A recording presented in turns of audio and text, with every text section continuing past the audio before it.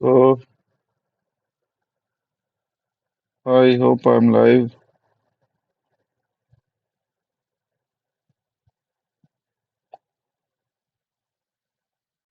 Uh,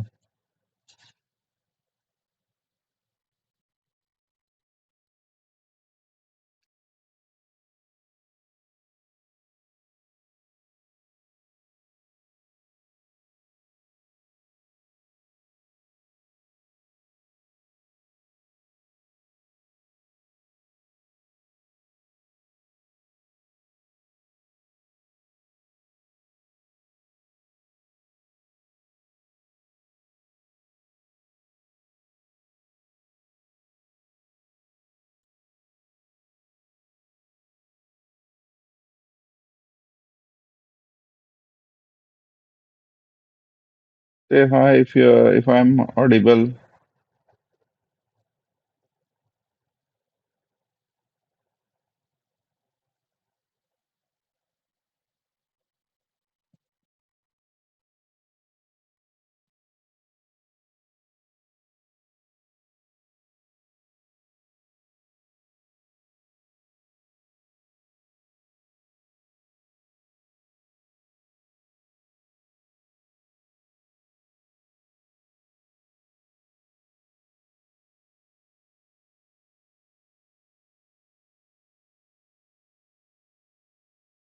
If I'm audible, say hi. And if I'm not, then tell me.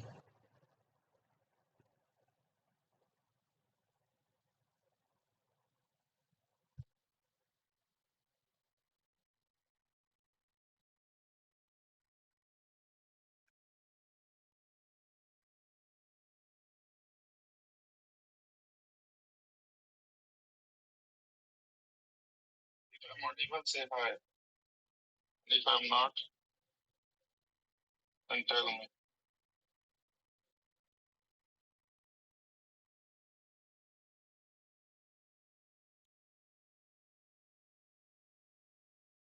Am I audible? Anant, I hope I am. Audible, say hi. If I'm not, then tell me. Okay, I think I am audible. So we shall start. So first up, only five people I can see here. Now seven. So I'll wait for 2 more minutes and without wasting time of the people already here, I will start. So first up, I would like you to watch one video. In 2 minutes, I'll start that video and we will revisit that after a bit of detail, right?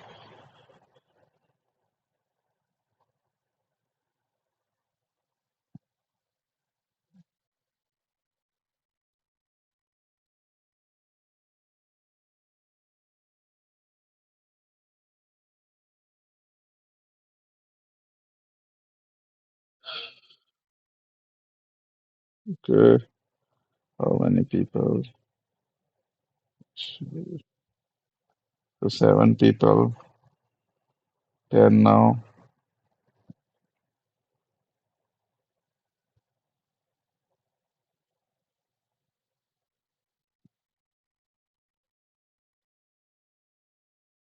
So I'll start in a minute now.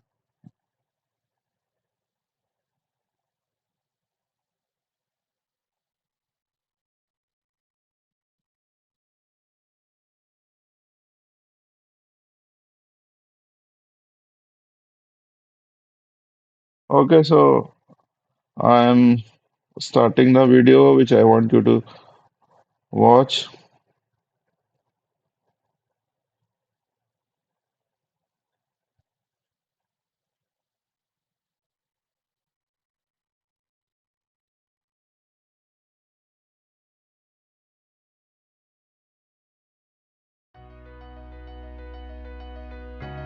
The Noble Tom Prosser drilling rig has finished operations over the Bayou Undun DS-05 subsea well. The well. So this is a Jackup rig, insides of a Jackup rig.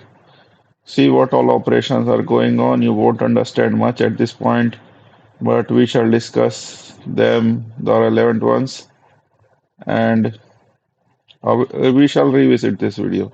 Test equipment has been rigged down and the decks cleared. So these are jacking units. More on them later. The whole drilling package is skidded back to the This centre of is the rig, cantilever. ready for the move.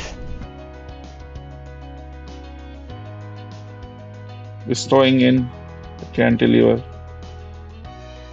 The hull These is are lowered legs. into the water and the 3 legs raised above the seabed. The Noble Tom Prosser is now floating and is ready to be towed to the DPP platform. The rig is towed close to the platform and is carefully manoeuvred into its final position.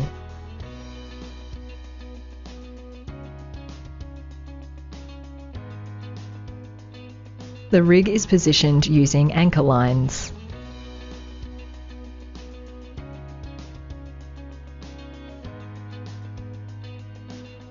Once in position, the rig's legs are lowered and the hull lifted clear of the water.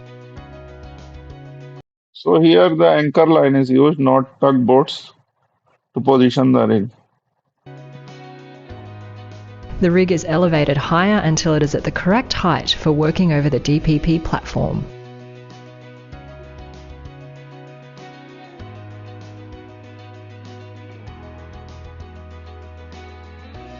With the rig at the correct height, the drilling package is skidded out over the DPP platform, So allowing cantilever access to the skidding D10 out well slot below. to access the wells. The rig's Texas deck, handrails and hatches are installed. This acts as a bridge for personnel to move from the rig to the platform. Self-explanatory. The rig's tension unit is lowered into place. This allows the rig's blowout preventers to be installed when they are required later in the well.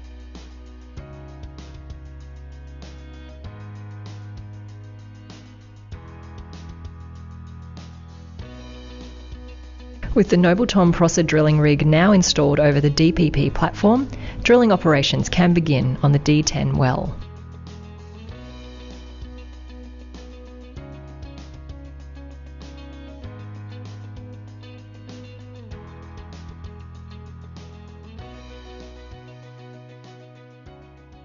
Alright, that's the end of the video. And one more video,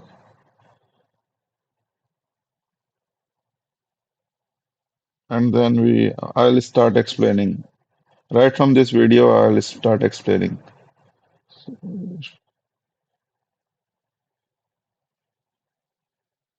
Yeah.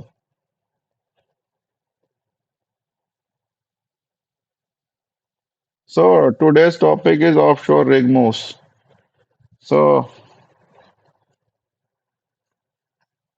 offshore as opposed to onshore is when we do operations on sea, and we have a reservoir of petroleum in the subsurface.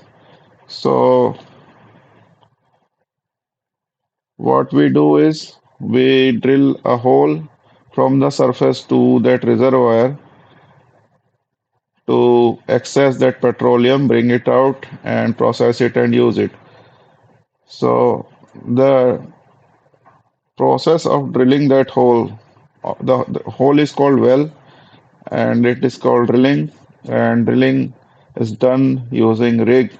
It is a complex equipment having mechanical, electrical parts, instrumentation, control systems, electronic parts, and there are rigs on the onshore, on land, and on the sea. In sea, they in shallow depth, deep water, ultra deep water. Mostly around 70% of the offshore rigs are installed in shallow water, and they are jackup rigs. So what? a jackup rig is. So this is a jackup rig, and previously also what we saw in the previous video, it was also a jackup rigs. These three are legs of the jackup rigs.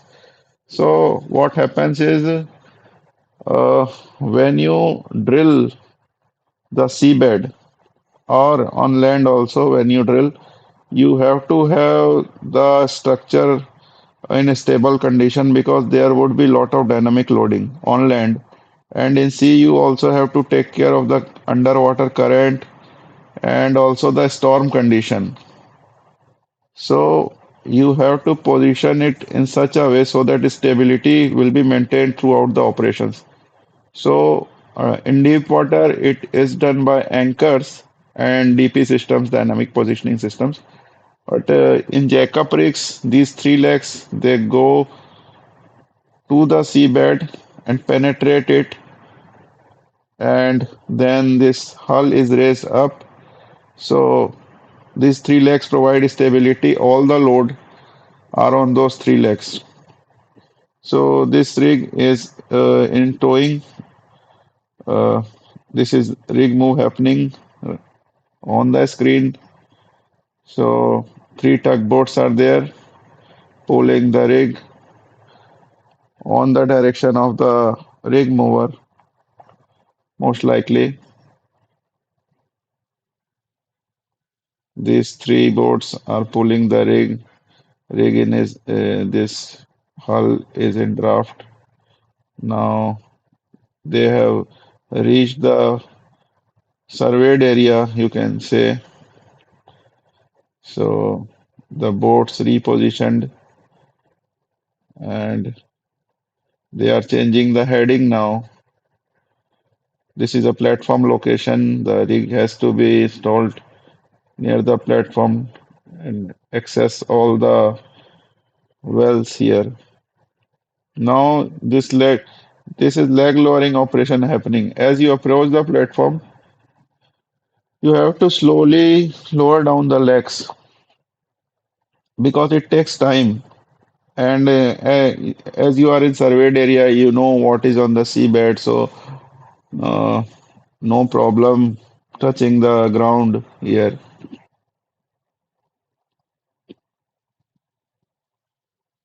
Now it looks very simple, pretty straightforward, but generally weather's not so benign most of the time.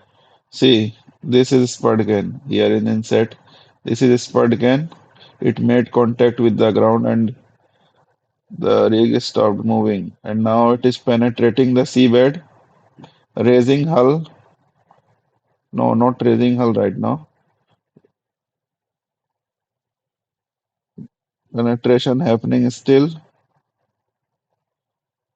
And now the rig is out of draft and is in air gap. Now cantilever is skidded out and now the drilling operation can commence.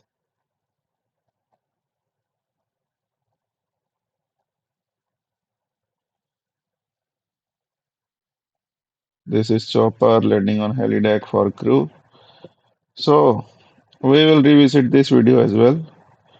Uh, any questions you can ask in the chat box. Where is the chat box? So all fine till now.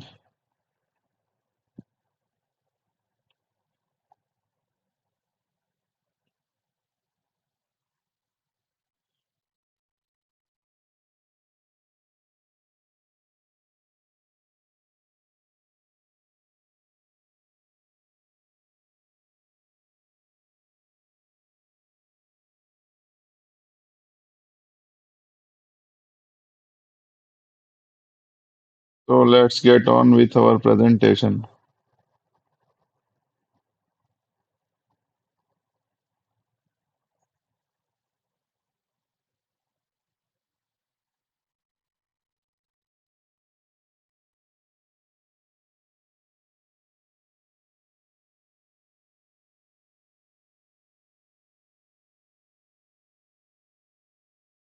So first up, offshore rig moves, like I said, offshore, you're working on sea.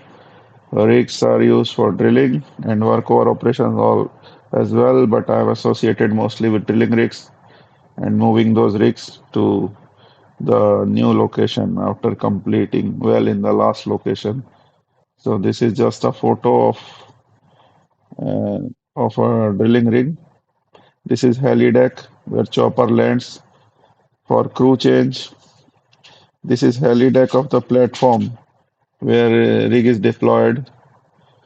This is mast, one, two, three legs, two cranes, supply vessel for supplying food items, and bulk and cargo for drilling operations and other operations.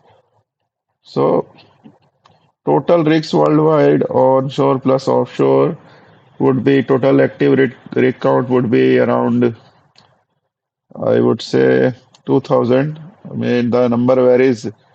I think this Baker uses Rig Watch.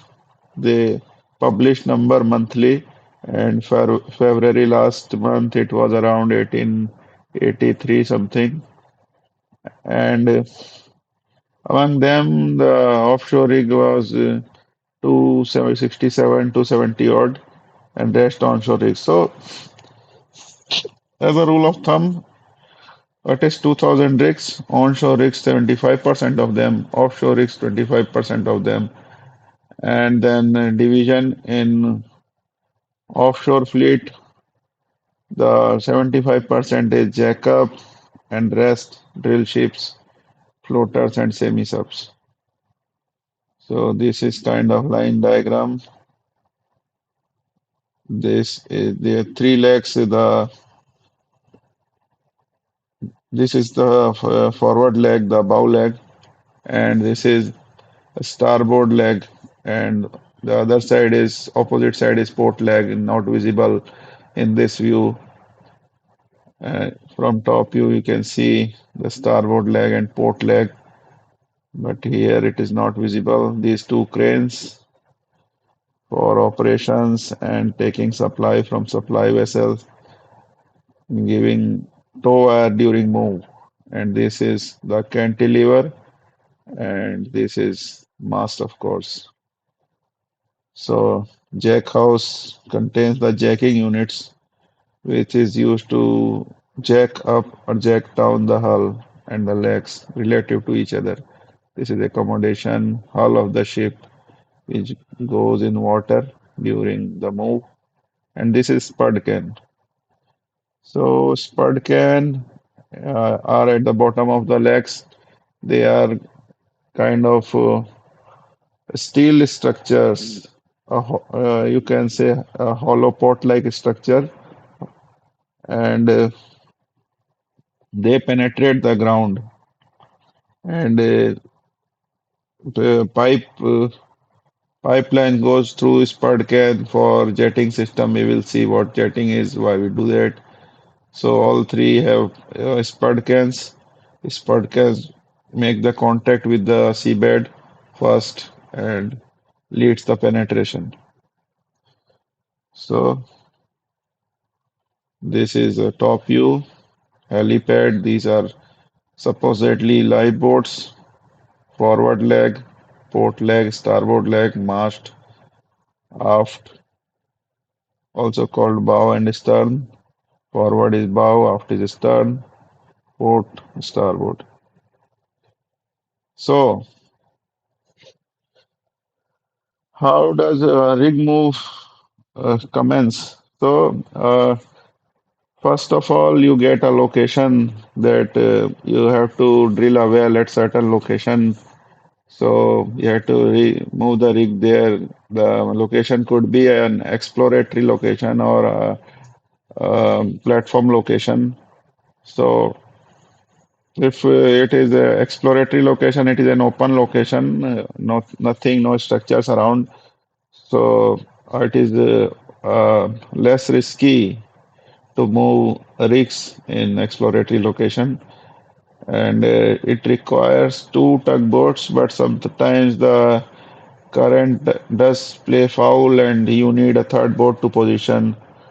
Sometimes it happens, and the positioning equipment is required. You have this DGPS system, differential GPS, real time, very precise, gives position of your rig, heading, and during move, the course on ground, the direction in which you are moving, and plenty of other data, very precise equipment, DGPS.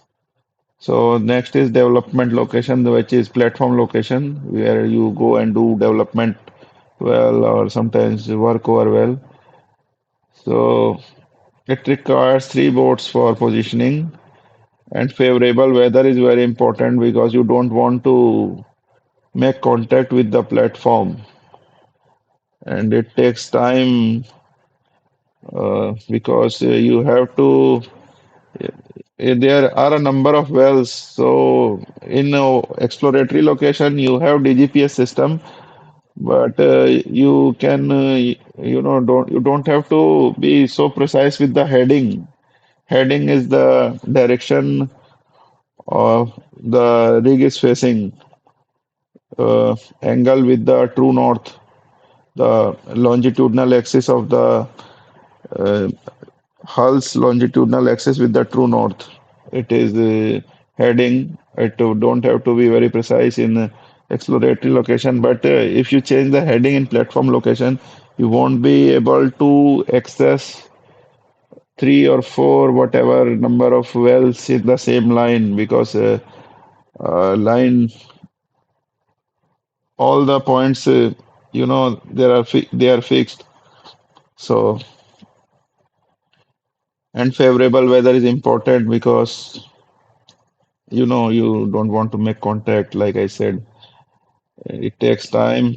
Nearby also because it is platform already producing wells are there. If there are, then there must be pipelines structures. So it's risky and time consuming. So these are all the data and surveys investigation goes before moving the rig. So geotechnical investigation is you have to get the soil data, what kind of soil is there, the seabed and below. And why do you need the soil data? Uh,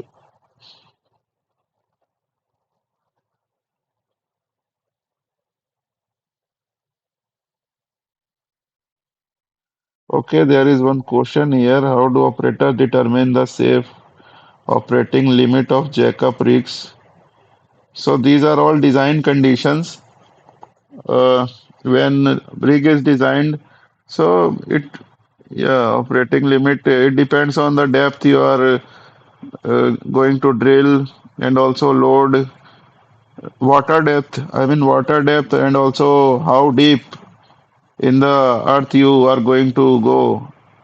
And this varying wave, wind, and current conditions, they are all they come into design because just see, rigs are mostly nowadays designed for 100 knots wind speed to survive that. So 100 knot wind speed is very severe storm condition. In very severe storm also you are unlikely to face 100 knots of wind speed, but they are designed for them.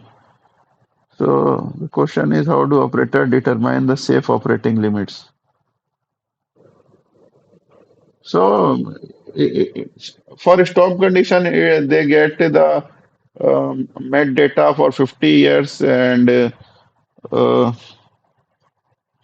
no, if nothing has happened in last 15 years, nothing worse is going to happen, which haven't been and what haven't happened in last 50 years. Worse could you don't want a lot of redundancy; it increases cost uselessly. So 50 years is good enough time to you know uh, for risk assessment. So, geotechnical investigation, the soil, you want the so what is the property of the soil, the strength of the different strata of the soil? Why do we want that?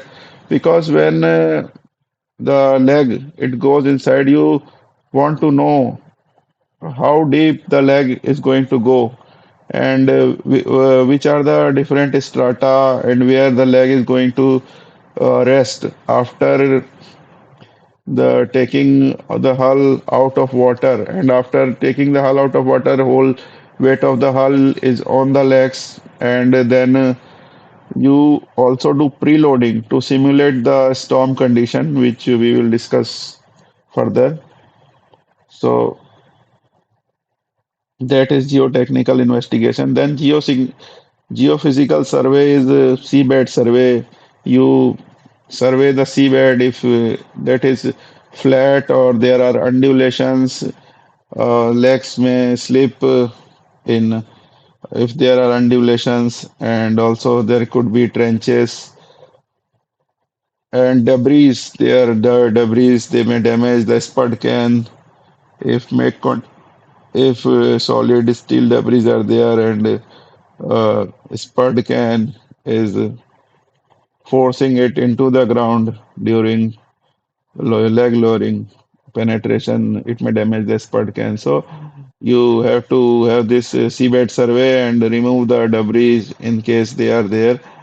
You use the IMR vessel, the inspection, maintenance, and repair vessel.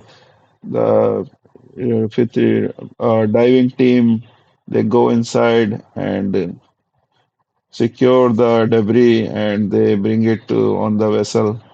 And geotechnical investigation are done by also vessels which have onboard facility for soil testing, and then they make a preliminary leg penetration analysis at what level the leg is going to stop. But that depends on the kind of rig you are deploying. So they kind of give a preliminary data about which rigs can be deployed at a particular location.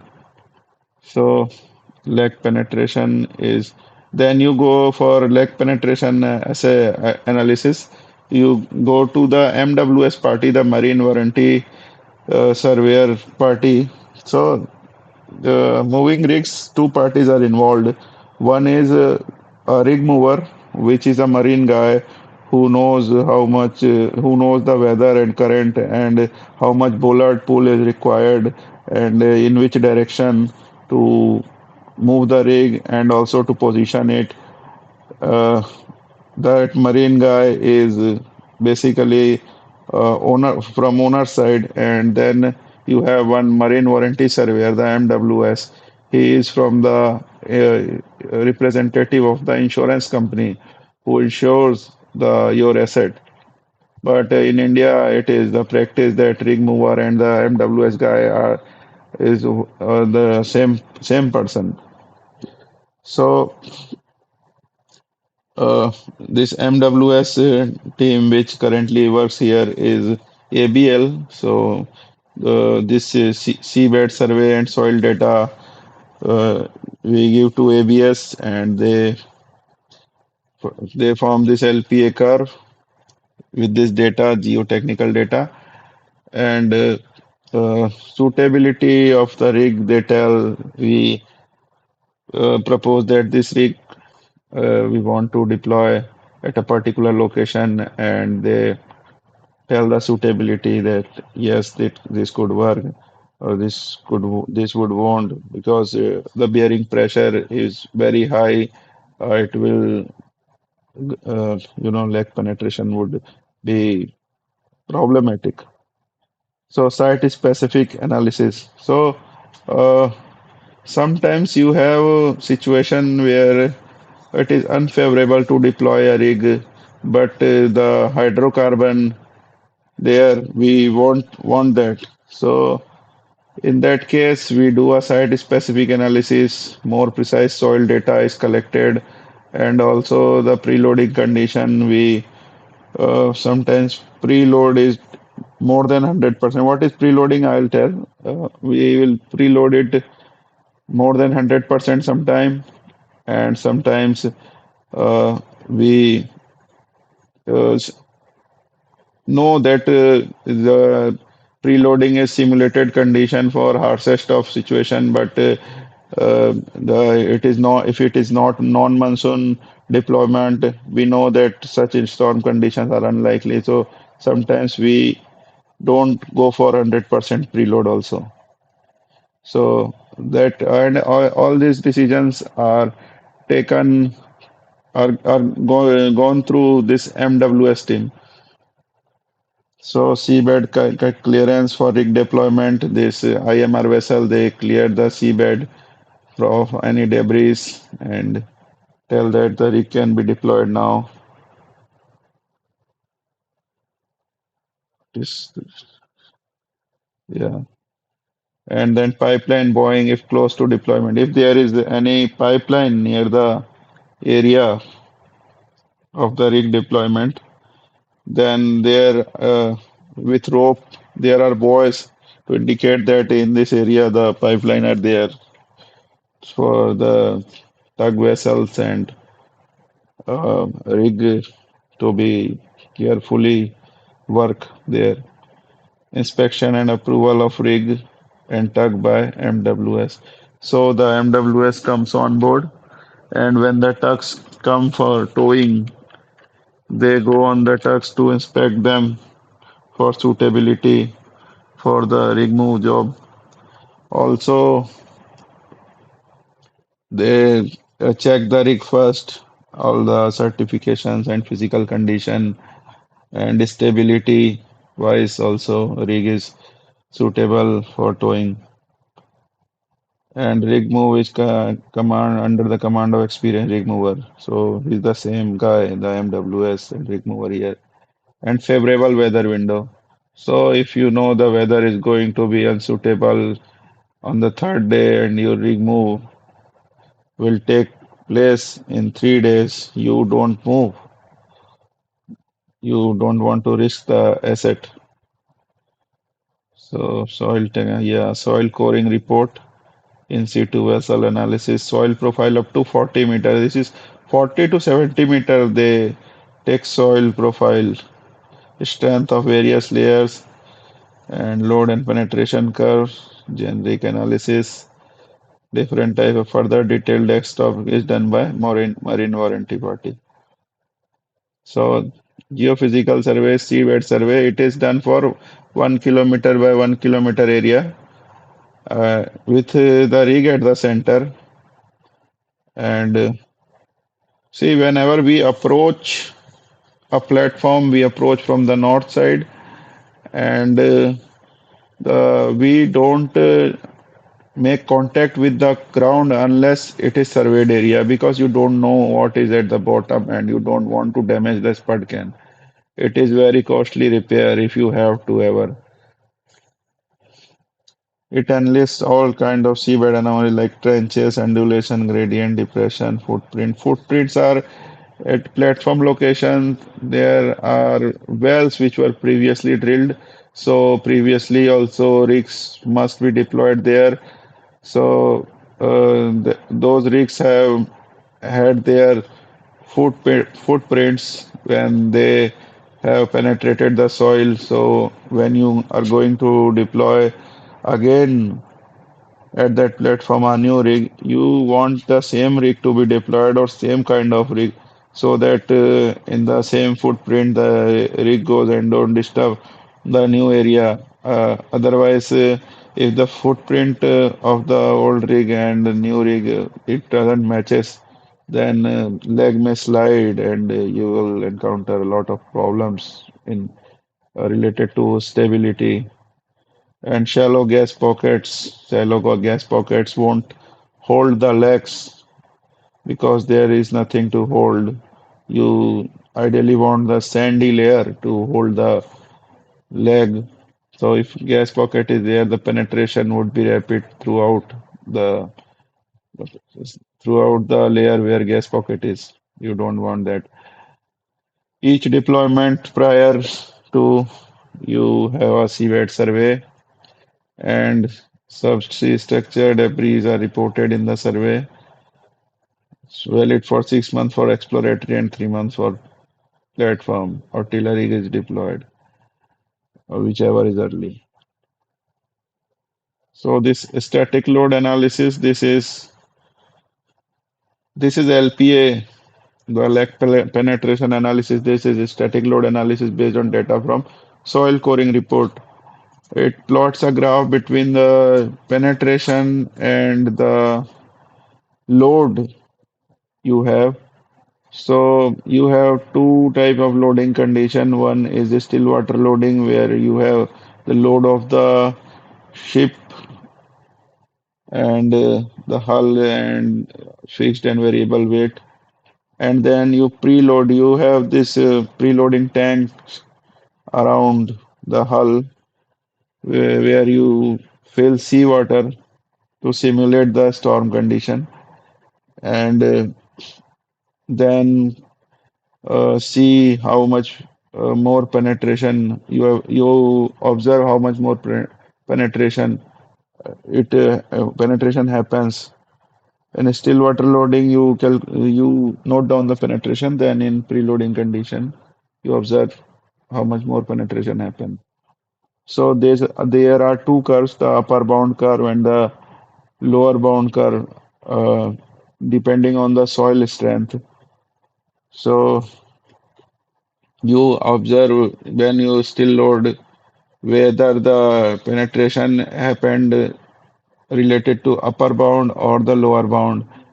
And if it is a upper bound kind, you expect it to follow the upper bound curve during the preloading condition, and if it is lower bound, you expect it to follow that line.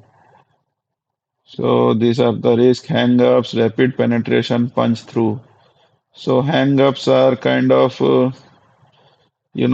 a situation where the upper soil is let's say weak, then you have a strong soil where leg the soil may hold the leg, but beneath that soil is again weak soil.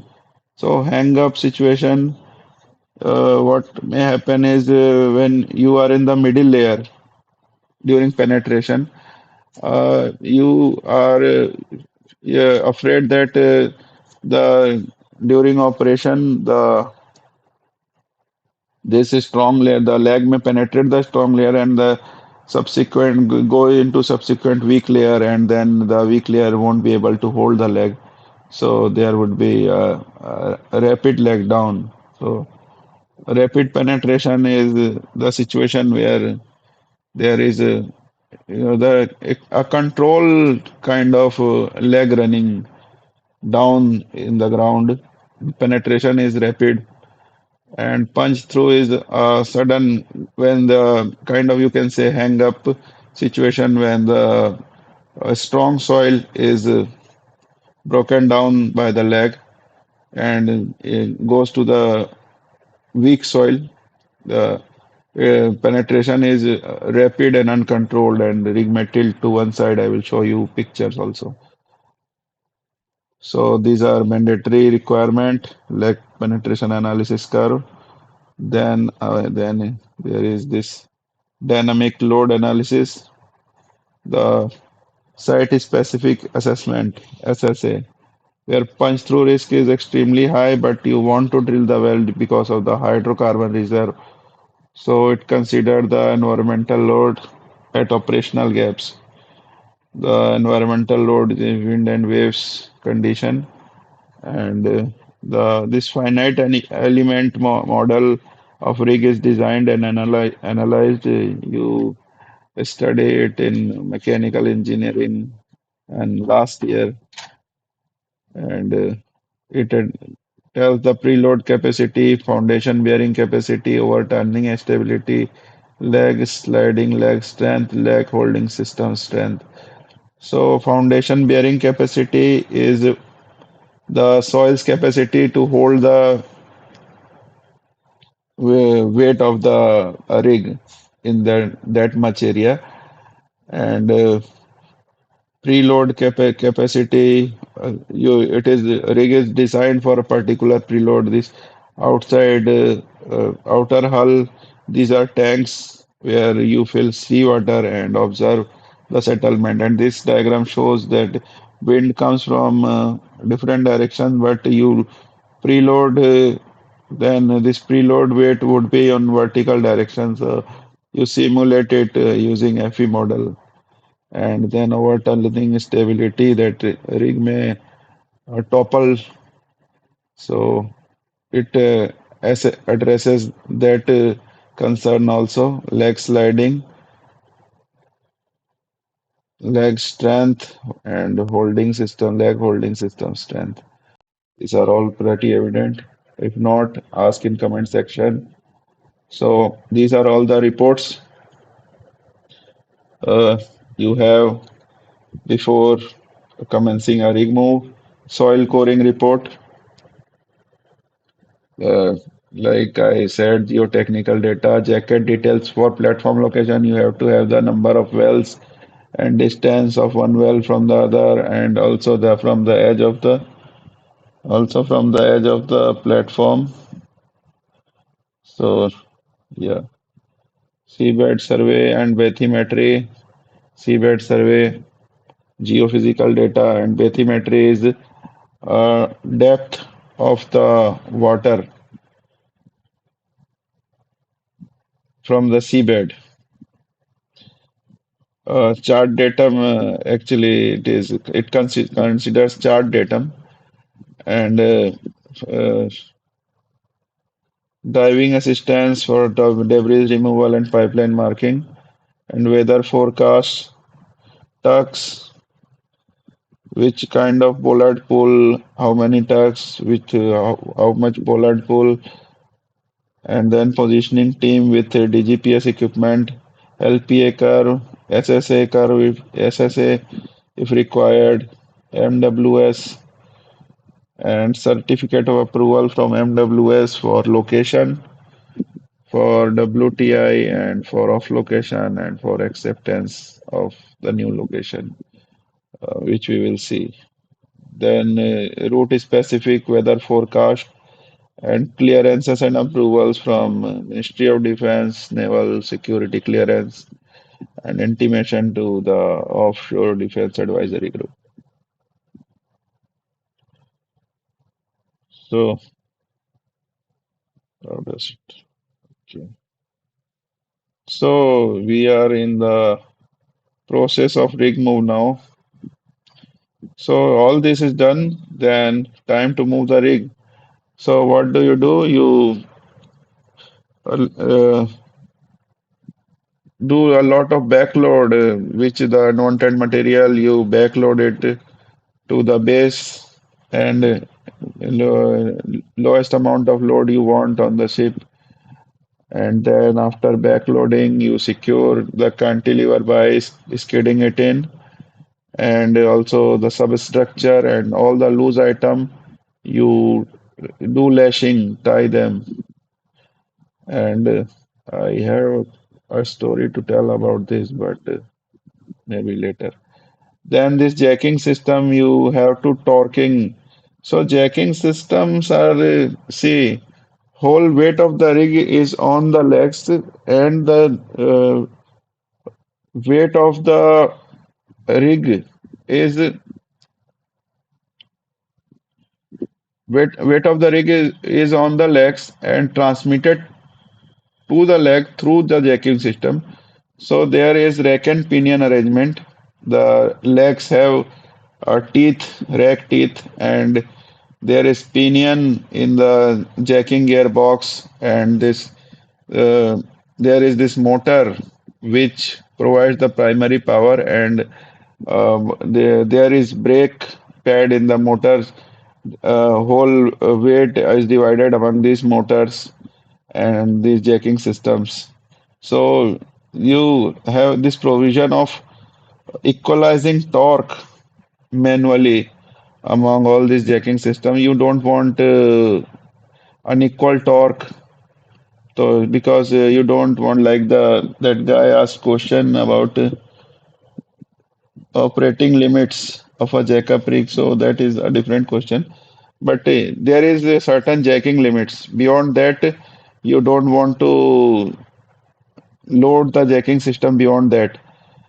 So to ensure that none of the 36 or 54, whatever number of units are there, exceed that unit limit and fail, you equalize torque so that when the load comes, it is distributed equally. So then you jack down the hull to 5 meter air gap, and then you connect the tugs, and then lower the hull to the draft and check water integrity that there is no water ingress from anywhere. You do rounds of all the PLT tanks and also machinery deck and check. So when you lower the hull to the draft, you do it in stages 1 meter, 2 meter, and then the final draft. So you don't do it direct bring to final draft because it may so happen that the legs are not penetrated enough. So if you go to the final draft, the buoyant force is so much that it will push the rig out and along with the legs stuck in the seabed. So you don't want that to happen. So you go slowly for 1 meter, 2 meter, and then finally uh, to the floating draft. Then you release the legs and move off location. So this is written in half a line, release the legs. Sometimes it looks like it is pretty impossible. The legs are stuck. So there are provision to release them. So first what you do is go when you go to the draft to check WTI and leg may release, it may happen. But if that doesn't happen, you went overdraft, you lower down one side and uh, you lower down one side and then the buoyant force acts on one side more, and when it happens, the leg of that side comes out, and you do this one by one on all three legs, and you release the legs. Then if that also if that also doesn't work, then what you do? Then you have this jetting system where you pump seawater through, you take seawater in mud pit and use mud pump on the rig to, you know, uh, pump water to the spud can. There are jets on that jetting nozzles on the top of the spud can and bottom of the spud can. On the top of spud can, if penetration is enough, then there must be a tall column of mud which adds to the weight. And at the bottom, you have this adhesive forces acting also. When you are pulling out the legs, it may create vacuum. You don't want that to happen because it won't help you releasing the leg. So you fill that vacuum with water using these jetting nozzles. So spud can and jetting nozzles, I had photo, but it's in my Insta account. So I'll location. And this watertight integrity COA is issued by the IMWS on board. And then when you arrive at location, then you sail tow the tow the rig in water. Depending on the distance of location, there are in between locations also where you uh, lower the leg for any repair work or change of tugs if the tow is very long. Otherwise, you go. The towing direction are issued by the rig mover, the power by which the tug should pull the rig, and the direction in which they should pull. The power of the tugs are measured in the bollard pull. They are tested on shore by a certified agency that such and such uh, tug is of such bollard pull capacity, and they are priced according to their bollard pull capacity. So then you arrive at the location, and so yes, when you go off location, then after releasing the leg, you start pulling the legs up all the way. So you want certain clearance from the seabed, and mostly you don't want the legs in draft, because it will the drag force will slow down your speed, and also yeah, exert force on the legs. You don't want that. Then you arrive when you arrive at the location, you know that ETA of the location is such and such. 3 hours later, you will reach the location, and the water depth of that place is say 30 meter. So your you are in let's say 4 meter draft and 5 meter bottom spud can, so 9 meter you are already in water. So after 3 hours, you want to be contacting the seabed maybe. So you have to lower the legs by 21 meter in 3 hours. So you plan for that. So because jacking speed, you have to consider that the leg lowering, it may the speed of jacking may be like 1 feet per minute. So 21 meter is like 70 feet.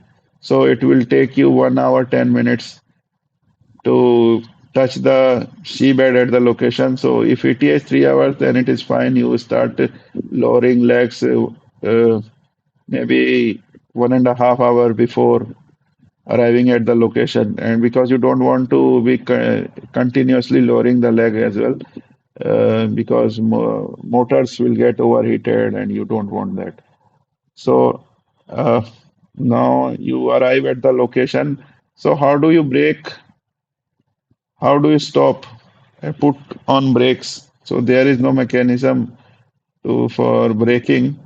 So like people who learn Activa and two-wheelers initially, they is try to brake with their legs on the two side, putting them down on the ground. In the similar fashion, uh, in the surveyed area, we pin down the rig, so it stops the rig from moving. There is a perk clay, so it may drag a bit, but the speed will be reduced, and then you try to position the rig where you want and the heading you want. Then after positioning, you confirm the position and calculate the all the wells are accessible.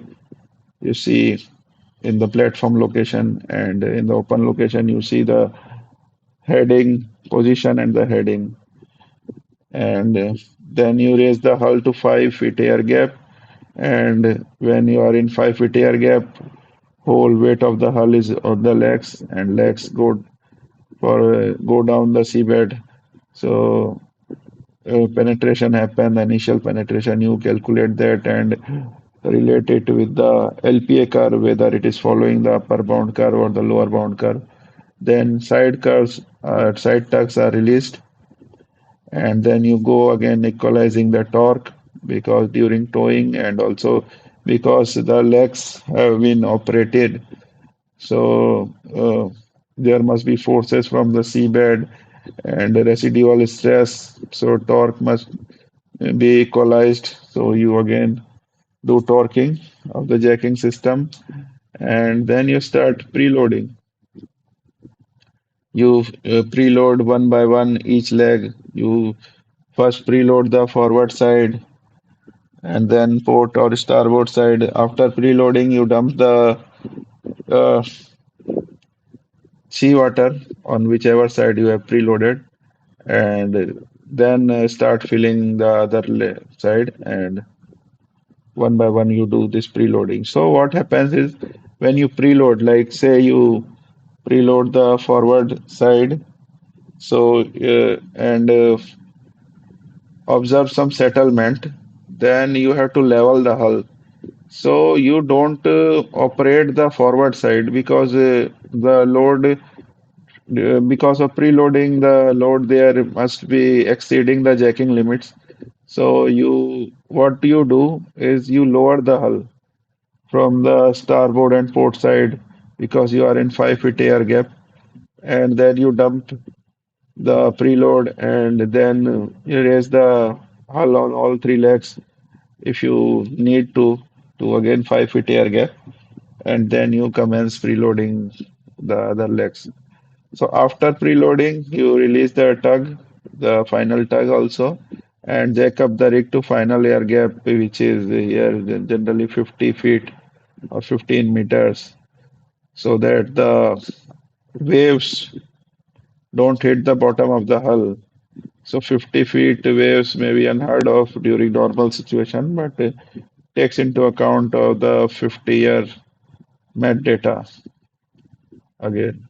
Then you extend the cantilever and substructure to reach the well, like we saw in the video, and start spreading the well. So, uh, how much time? So we are already an hour. We shall again watch that video and maybe then take a break of 5 minutes.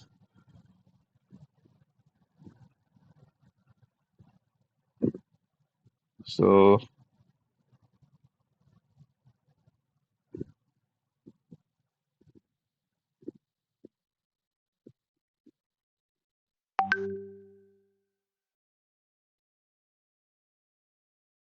yeah.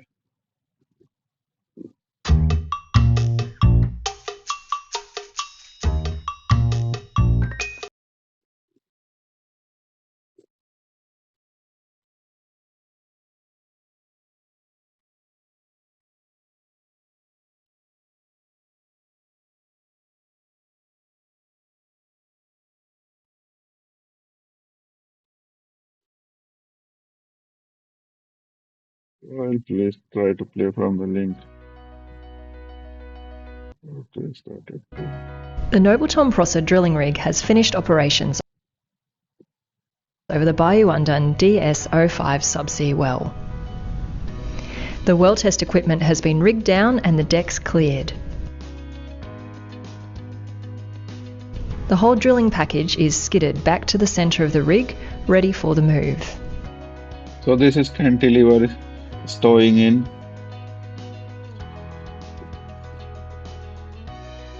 The hull is lowered into the water and the Hull is three lowered legs raised into the above the water. seabed.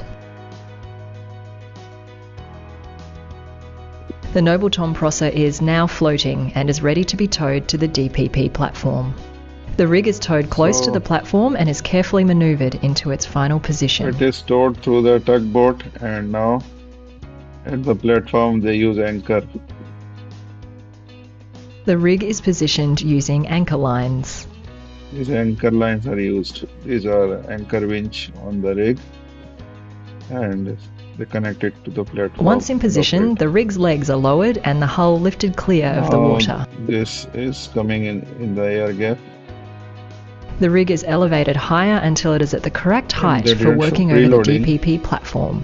And cantilever skid out.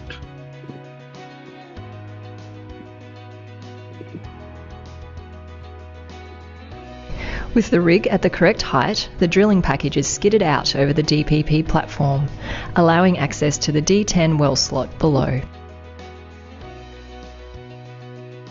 The rig's Texas deck, handrails and hatches are installed. This acts as a bridge for personnel to move from the rig to the platform. The rig's tension unit is lowered into place. This allows the rig's blowout preventers to be installed when they are required later in the well. Okay, so one more video.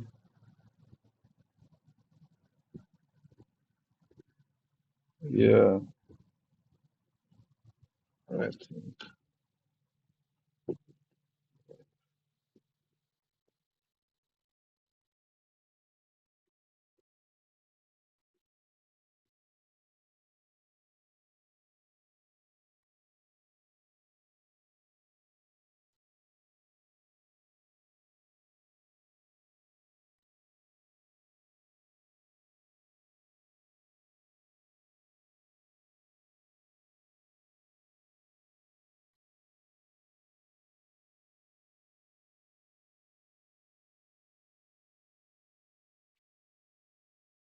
Yeah.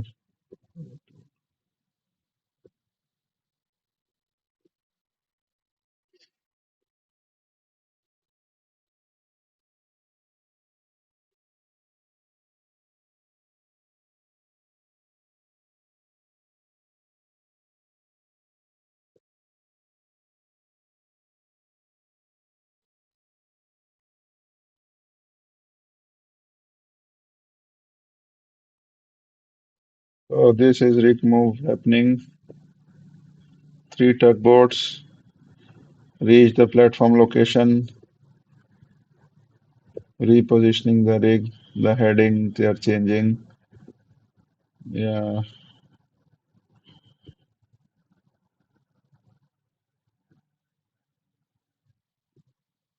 yeah, rotated the rig.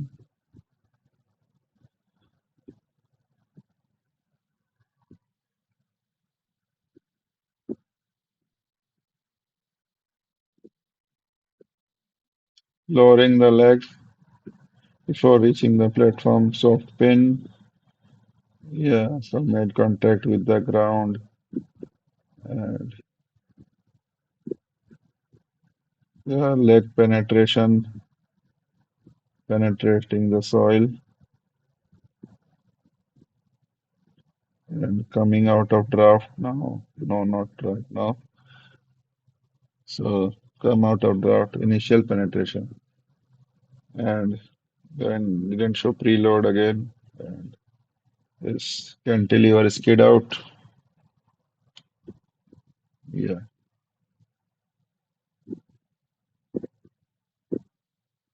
chopper.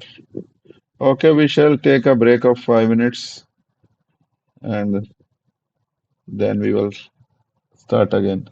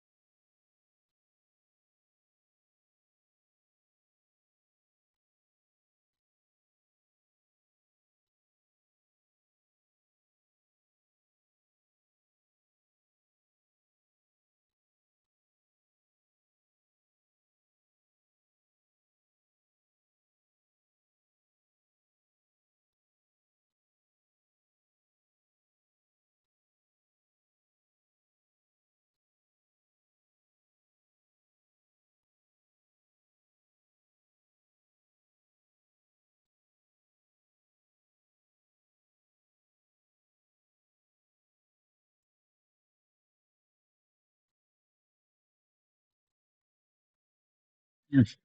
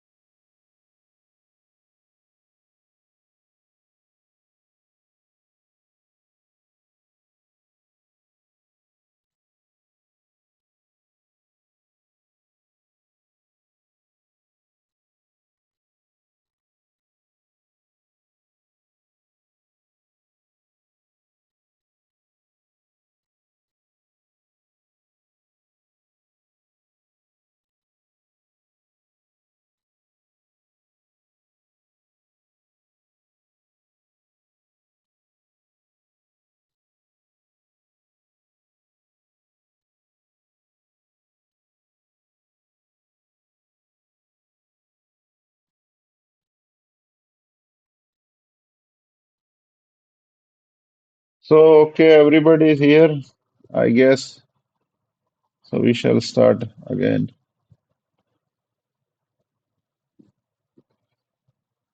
How many of you? 14. So, so shall we start? Say yes. Three people say yes, and three, no, five people say yes, and we shall start again. And I am going to show you Spudgan photo. Not very clear, but we can make do with what we have.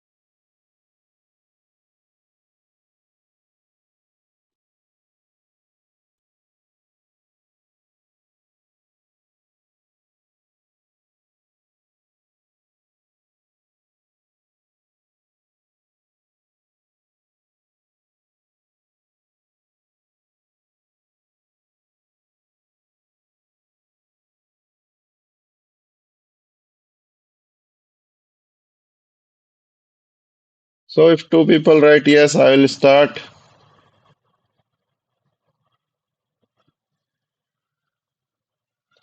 Okay. So now I will show you photo of spud can I have in my Insta account.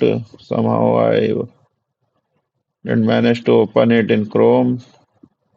This is Safari. So first off, this is photo of the rig. So now it is not visible spud can. That was photo of the rig in dry dock. So this is spud can, bottom of a spud can, 15-meter diameter. So didn't capture all of it. And this is the bottom of the spud can, kept on cookie cutter.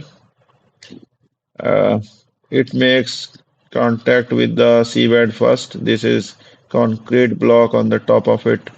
It is kept and it makes contact with the seabed and goes inside, leads the penetration. And this is then slopy surface. It follows this and then whole of that goes inside. And now these are the nozzles. This is work going on inside the spot. And this is biggest structure. It didn't seem like much when you saw in animation, but 15-meter diameter. Three of them in three legs, one for each leg. This is a nozzle at the bottom of the spud can, and this is guard of the nozzle, and this is stopper of the nozzle. Same thing with at a different angle. So that is spud can, right?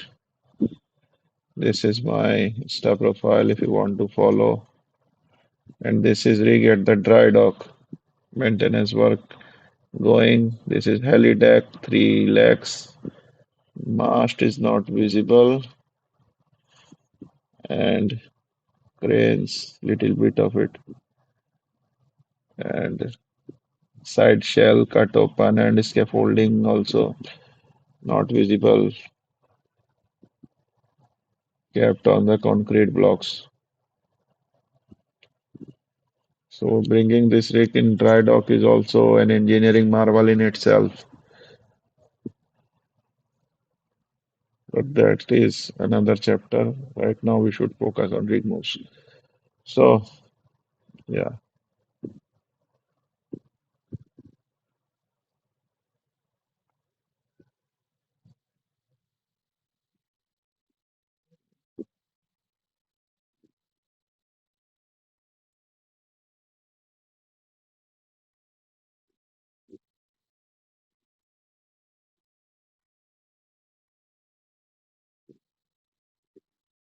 So yeah, completed our rig move. And now the documentation generated during rig move. Rig move letter, latitude, longitude of the location, water depth, all the important details there. Soil coring report of the arriving location, the type of soil, and all those things. LPA issued by MWS team, seabed survey and bathymetry of arriving location, rig move procedure consisting all these, and also whose responsibility is what, how much time would it take to move the rig, at what speed you expect the rig to move, all those details. Then COA is issued by MWS, the location COA, and jack down and towage and positioning and jack up. And rig move log, like a sailor's log, rig move log is prepared by the rig mover, MWS, I mean, and then the rig team also. Then two completion reports similarly from rig mover and from the rig party. So hazards in rig move. So geotechnical hazards. What is geotechnical? The soil, the seabed and the underlying soil. What are the hazards? And then the weather, watertight integrity. We will see them one by one. First, geotechnical, we shall see. So three types of hazard is punch through, footprint interaction, and scouring. Punch through, see this is punch through. There is this layer of soil which is clay, then sand, and then again clay. So sand is considered strong to hold the legs, and clay is weaker soil, generally speaking, as a thumb of rule. So when the rig penetrates the clay and goes into sand and rests on sand, then it is okay. But here it punched through that sand, and then this different penetration, stability disturbed, legs bent, and this is an original picture. Then footprint interaction, no photo here, but the at platform location, like I said earlier, there are already rigs deployed. So when you deploy, there again rigs, they may interact with the existing footprint, and the spud can use saw the design. It may slide interacting with that. So stability is a factor there. Then scouring is when you like penetration happened and but the current is strong like the in Tapti field. So this layer, what upper layer is clay, but if this layer is sand, then the penetration first off is very less, and then due to current that layer that sand it washes away, and the rig during operation it may settle. So you don't want that. So that is scouring. So mitigation methods there are some. So punch through, how do you deal with a punch through? Those punch through, I myself, I in my first rig move, I had a punch through, but we will stick to the topic for now. You shift location, you don't go through a punch through location. As simple as that, but it is not so simple if you want to dig out the petroleum reserves.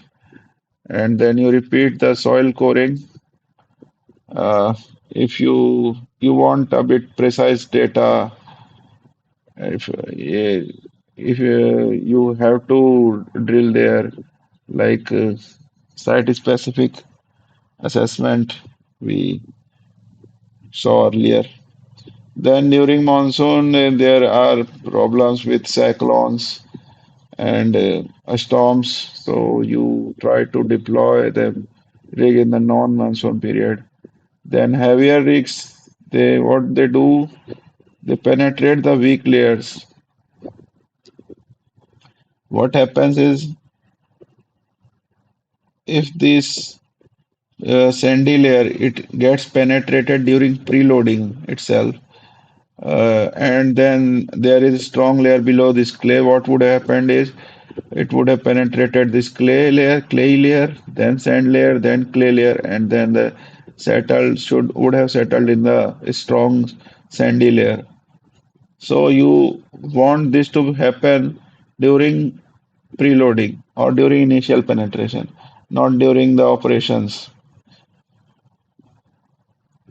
When you have skidded out cantilever and started drilling, then you don't want any settlement. So preloading also, you see if punch through, chances are punch through are there. Then sometimes if you are in non-monsoon deployment, no storm will be coming during the operational period. So you don't do 100% preloading. Sometimes you do 115% preloading to break through this layer and go to this stronger sandy layer beneath the clay where chances of punch through are less. Then footprint interaction, how do you deal with that? You deploy the same rig or the similar rig with similar kind of leg design and size and bearing pressure. And then if you have new generation rig which have leg farther from the newer generation, so they won't interact with the existing footprint maybe, or you may change the heading. So changing heading is a solution, but when you are doing wells in platform location, you can't access all the wells if you change heading. So you have to keep that in mind. Now scouring, you deploy rig in a non-cyclone and non-monsoon period, and also for its cover mitigation, what you do is you place sandbags at the bottom around the legs so that current don't come in contact with the soil at the bottom of the leg. The sandbag won't be washed away by the current and its effect. And same goes for gravel. You can use gravel instead of sandbags. So weather limit, wind speed should be less than 15 knots. This photo is due to weather. It happened. You can see. So wind speed is less than 15 knots, swell less than 5 feet height, 1.5 meters, and swell period 6 7 seconds. And current should be low. So the ducks should be in control of themselves. Rig should have weather forecast before rig moves off location, and predicted forecast should be favorable for the duration of the rig move. If you know that on the third day, at the time you will arrive at the location, and that time at that location, the weather would be inclement, you don't go moving the rig. That's it. So rig is designed for adverse weather and cyclone for up to 100 knots. But this is when you are jacked up, and not in the case for floating.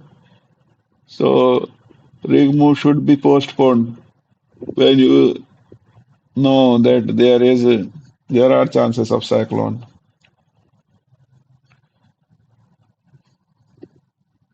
So fair weather season in Arabian Sea is 1st September to 31st March, and foul weather is 1st June to 31st August.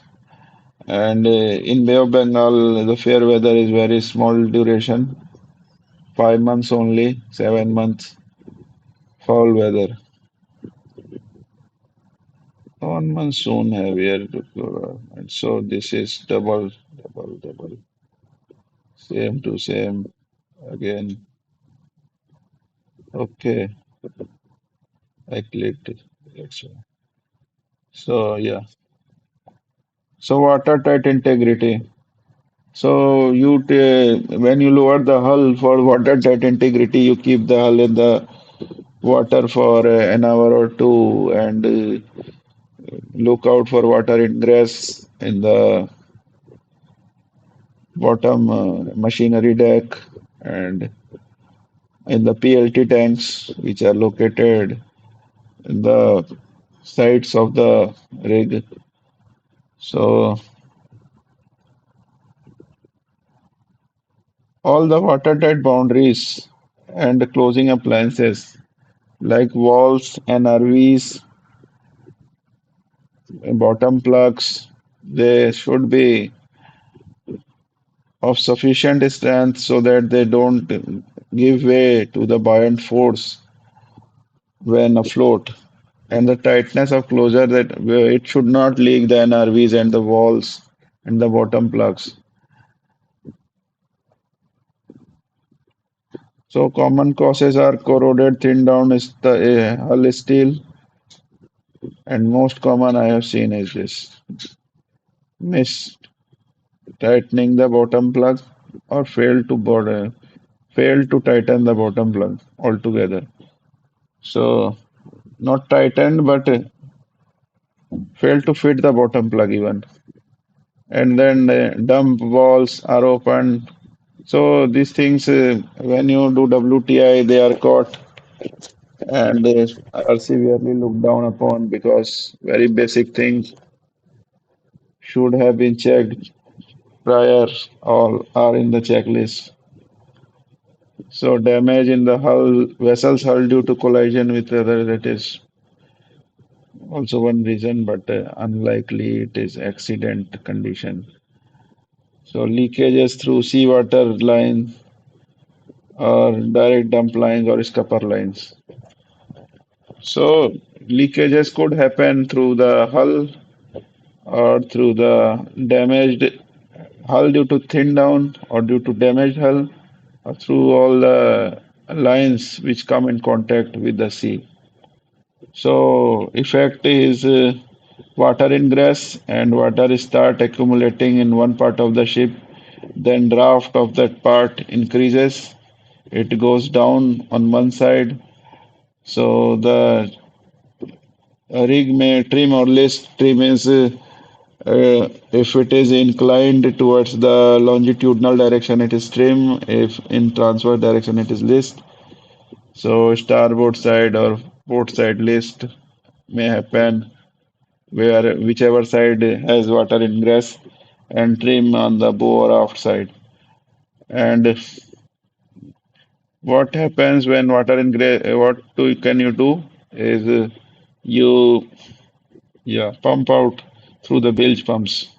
There are bilge pumps available, pneumatic and electric, and you put that in the tank where water ingress happening, and you bilge it out. So mitigation method for WTI shall be properly checked. It is in the checklist, and functionality shall be ensured and closed thereafter. And floating draft prior to releasing legs for moving off location. That's why we do WTI. And WTI shall be carried out in regular interval when during on move. Person is doing round on the main deck, checking all the PLT tanks, preloading tanks. PLTs are preloading tanks, and people on the machine deck they check for water ingress there, and yeah,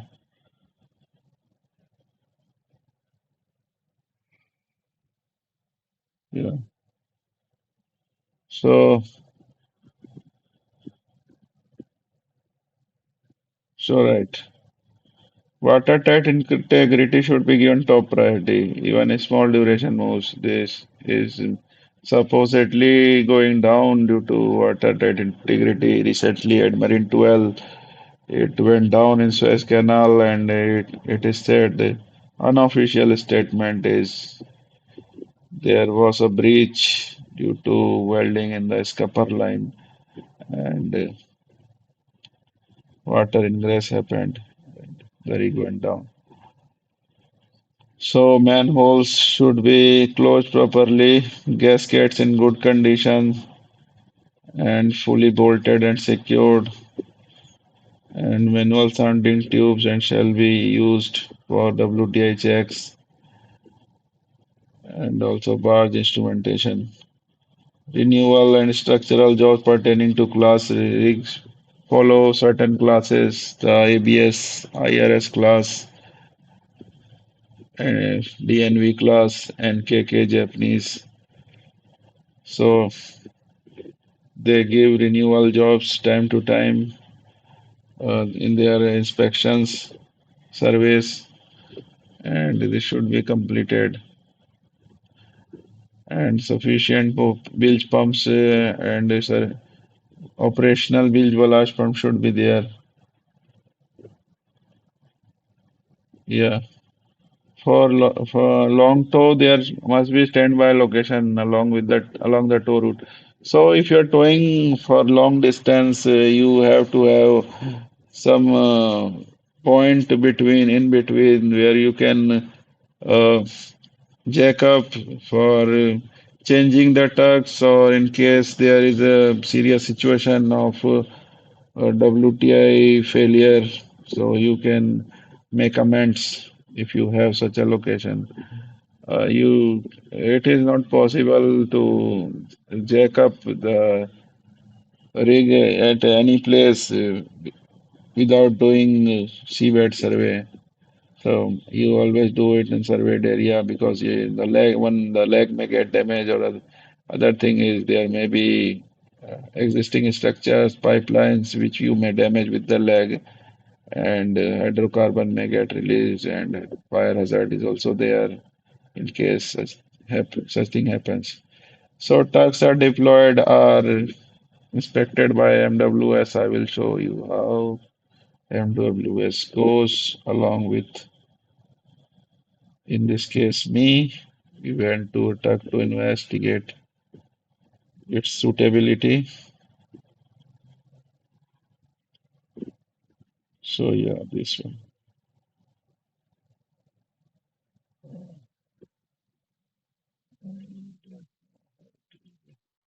So this white colored person, white wearing person is the MWS, and the red one is me. This one is me. This is the rig mover, tow master. So this is the vessel. It is Thera, I think, MV Thera. We went there to check their suitability before prior to remove. Right.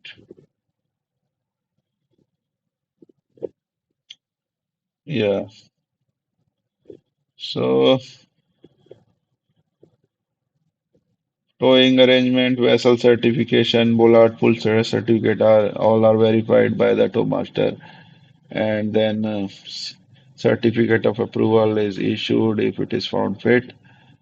All towing equipment should have valid certification. Towing wire should not shave with the rig's hull or any other equipment or structures. Safe distance and clearance from any other vessel, marine spread platform or other facilities. So we are already, it's 6:35. So this photo already seen, punch through, okay, again there. Yeah. So I will show you a few of the photos. This is a rig, again, rig, float and standby norms, stability calculation accuracy.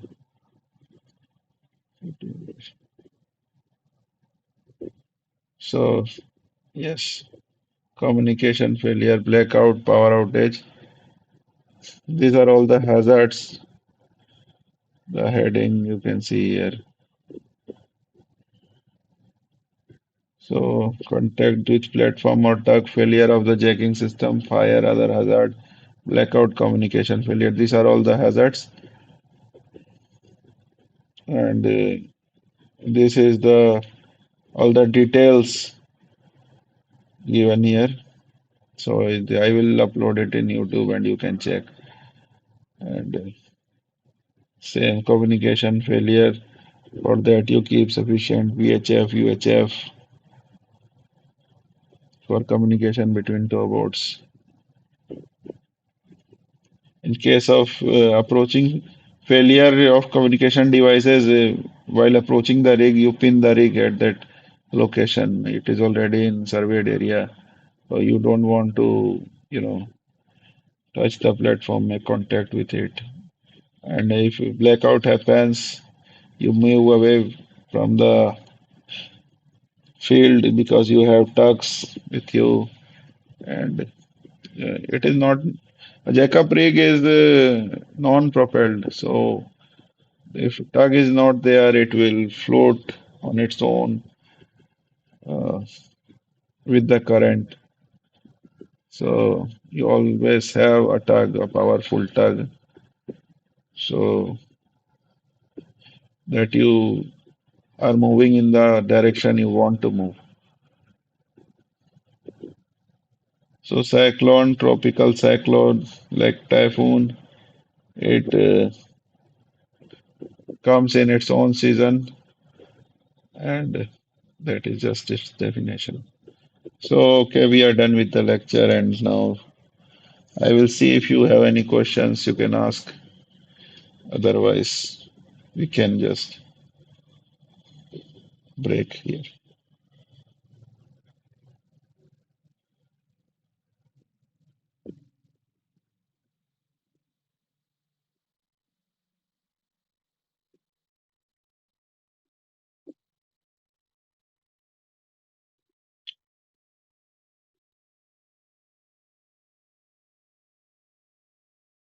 So I'll just write it here.